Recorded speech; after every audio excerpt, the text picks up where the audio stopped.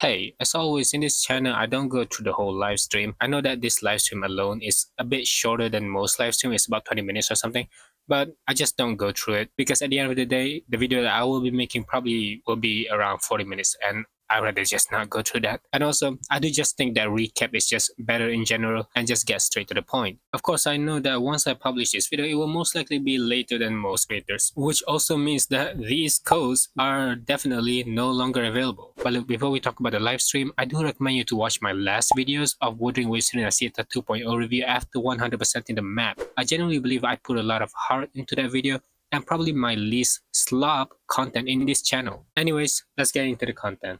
Okay, let's look at what we have here. It's pretty obvious here that this is going to be a Phoebe and Brant patch. I heard a lot of people are calling that this patch is a filler patch, but here's the truth. It's not. 2.0 alone was a lot. It was more than usual. I myself that plays the game every single day took almost a month to actually complete the map. Just too many new contents and extremely well written side quests actually, with all the different areas included in that side quest alone. And that aside, the 2.1 will of course be slightly less. Is that bad? Not really, no. This will still be a decent patch, and the story alone doesn't just involve the characters in the banner. There seem to be new characters as well. Zani will have more screen time, which is very cool, very cool. Need to see more of that, and hoping she'll be released in the patch after. So that will be something.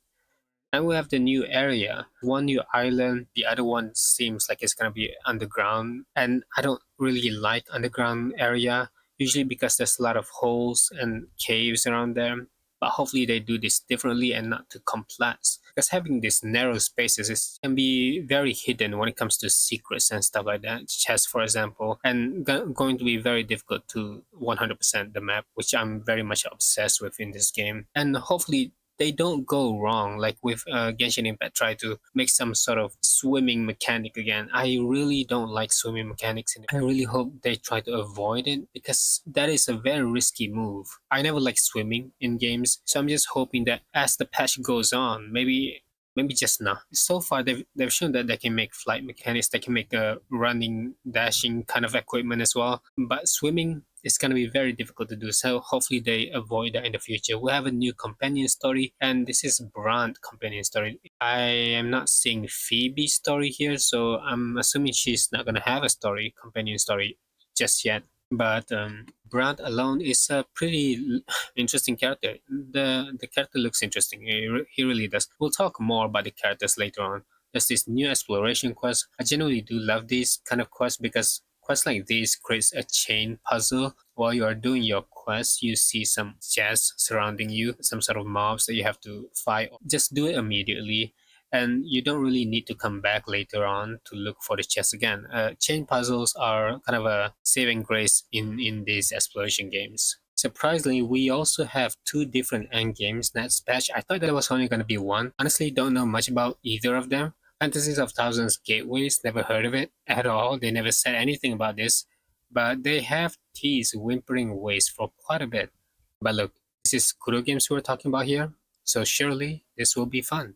But I'm still pretty bummed out that there's no Deaths of Lucy Realm. Now, this has been two patch where back to back there's no Deaths of Lucy Realm, which is kind of disappointing to be honest. And for the next one, new tactical hologram challenge.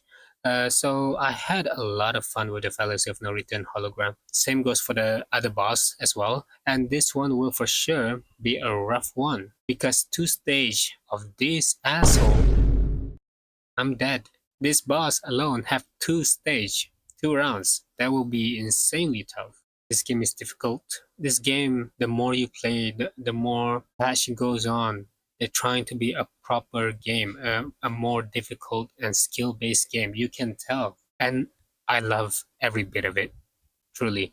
Let's go to the next one, New Echoes. Now, I have a lot to say about this. The thing about Echoes here, I love all of them. The designs are so good, all of them. They cook so hard with these monsters design.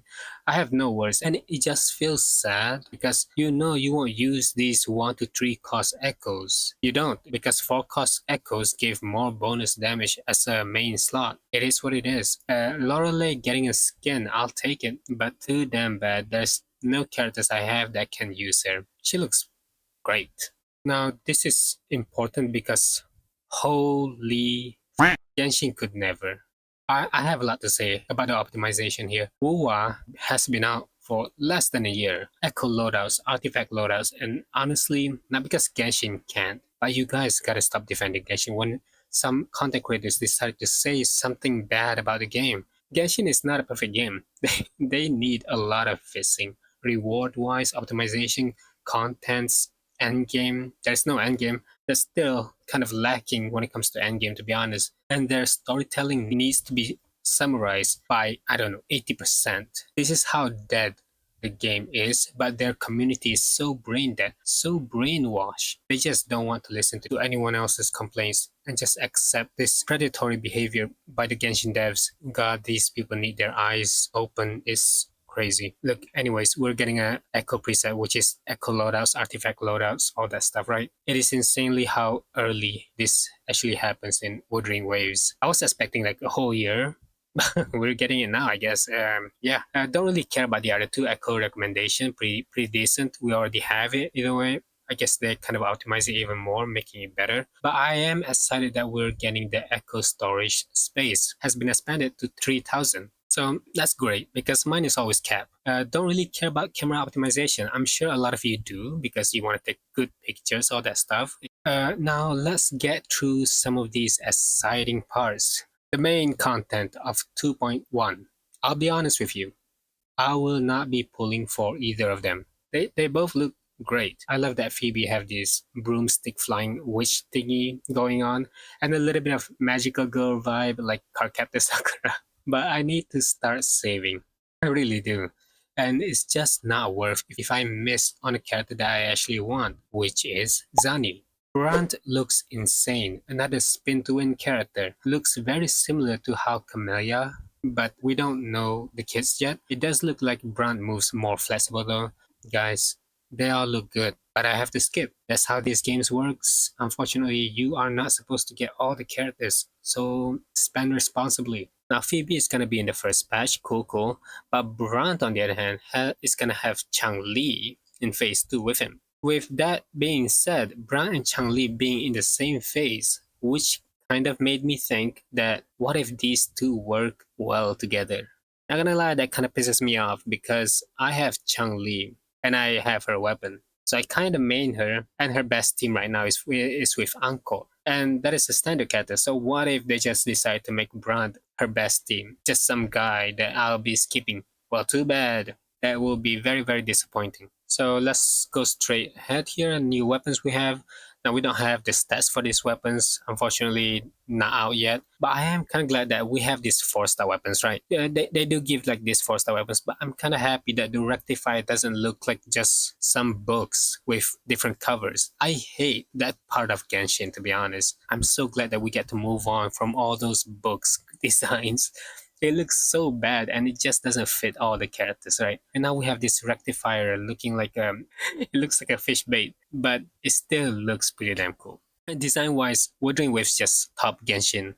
Let's move ahead. And also I want to talk about this, Chang-Li's weapon. So if you're a dungeon main, much like me, someone that plays dungeon, build dungeon, because she's honestly one of the best 4-star characters in the game. She does almost the same damage as 5-star characters, except she does lack a lot of AoE, but my god, she has one of the best design in the game. Dungeon mains really does prove that the game is more skill-based than most gacha games compared to Genshin Impact. And this is her best weapon, Blazing Brilliance. So if you do play dungeon and you main her and all that stuff, you can go ahead and get this weapon. And that is because we don't have a lot of good 4-star weapons. We have good support 4-star weapons, but when it comes to DPS, not so much. You might want to get those 5-star DPS weapons. This is up to you. I would recommend only get the 5-star weapons only if you have the 5-star characters. You know, their signatures, all that stuff. Anyways, let's talk about these events. Old Man and the Whale. Look, I'm gonna be honest. Not really interested. I saw the gameplays And fishing has been done quite a long time in Genshin Impact. And oh boy, they are so boring. I wanna have faith in Wuthering Waves, in Kuro games, because they have been cooking with all these puzzles, all these challenges around the map of Rina Sita. So I'm gonna give them a chance and hope for the best. Gifts of Blue Water. I always love this, by the way. Like all gacha games should just have this at the start of new patch after patch. Just have a 7-day login where you give like a 10 pull. Now I know Wuthering Waves don't give a full 10 pull of limited banner. They do give like 5 standard banner and 5 limited banner, which is a bit disappointing because I feel like standard banner should be given in a different way and more throughout exploration or something like that, which they tried to do in the last patch, but it should just be limited banner for these 7-day logins. We have a couple of combat events that was in the past patch as well, which is just a rerun, but I'm more excited in this Apex Raguna. And oh boy, remember back in the days when I complained about the Overdash event, this whole parkour event, because I do believe that Wuthering Waves can do so much better in their parkour. They have such a good mechanics, all that grappling, fast-paced running. I love every bit of it. And this one, featured co-op Overdash event, is definitely gonna be so much better. This is PvP, guys. It's gonna be such a blast. And I believe that is about it. 2.1. Okay, there's a ray trace global illumination. Now this is something that I'm somewhat interested in, but I understand that a lot of people are not able to experience this because not everyone can afford the ray tracing and NVIDIA GeForce. This whole thing is really expensive, so it's only understandable that this will be beneficial to people that are more like whales in general. So it is what it is. They did show like how mirrors look, like your reflection and all that stuff. It looks nice. I like it, I really do. But I probably just gonna turn it off so that the game just play better in my PC. And there's this one teaser I want to show you real quick, and let's just watch it because I do think it's gonna be a really good one right here. This is a teaser right here that they show at the end of the live stream. Yes, I didn't watch the live stream, but I did watch a couple clips of it to understand what will be given here. This is the passive past story quest that we've already seen. This seems to be new ones. Yeah, it looks really good. That is probably a new area that they didn't even show us. Who knows? Or maybe it's like a domain. Yeah, and new characters. Holy crap! Zani looks cool as always. Another new characters. Yeah, this is. I'm assuming that not all of this is gonna be in our patch. That's our Cartethia, or probably not. Probably not. And a lot of rumors have been said about this. Is not our Havok or Spectral MC. It's gonna be a new. Yeah, that looks new, right? I'm very excited. Like, I mean, look at this character, right? Where is she again? Like, wow, she looks great. She looks.